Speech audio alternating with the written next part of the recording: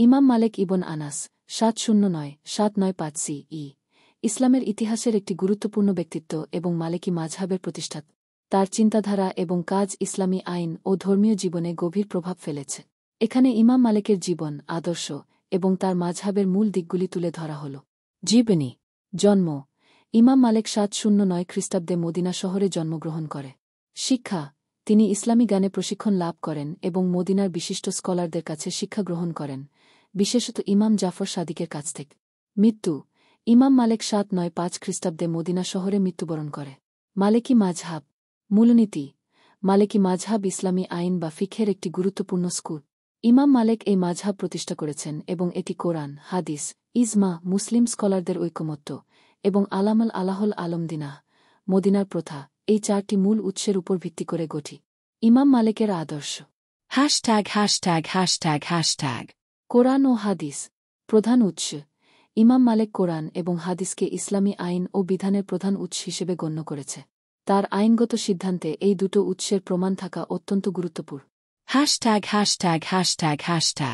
মদিনার প্রথা। মদিনার প্রথা। ইমাম মালেক মদিনার মুসলমানদের ঐতিহাসিক প্রথা এবং অভ্যাসকে গুরুত্ব দিয়েছে। তিনি বিশ্বাস করতেন যে মদিনার মুসলমানদের অভ্যাস ইসলামের বাস্তব অনুসরণের একটি প্রকৃত উদাহরণ। পরম্পরা।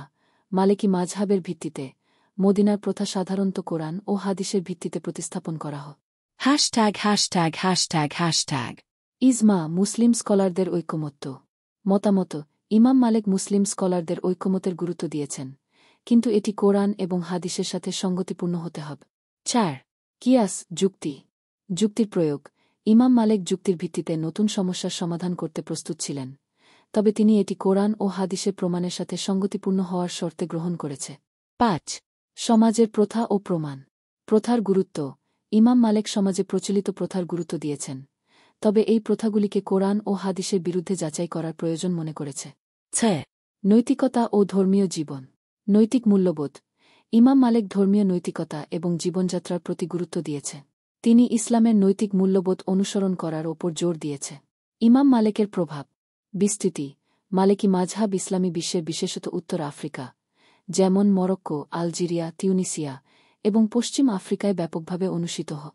আইনি চিন্তাভাবনা। ইমাম মালেক ইসলামী আইনশাস্ত্রের ক্ষেত্রে তার মৌলিক চিন্তাভাবনা ও নীতির ভিত্তি স্থাপন করেছেন, যা আজও মুসলিম সমাজে প্রভাবিত হয়। ইমাম মালেকের আদর্শ ও চিন্তাভাবনা ইসলামী আইন এবং ধর্মীয় জীবনে একটি গুরুত্বপূর্ণ স্থান দখল করে এবং তার কাজের মাধ্যমে মুসলিম সমাজে গভীর প্রভাব রেখেছে।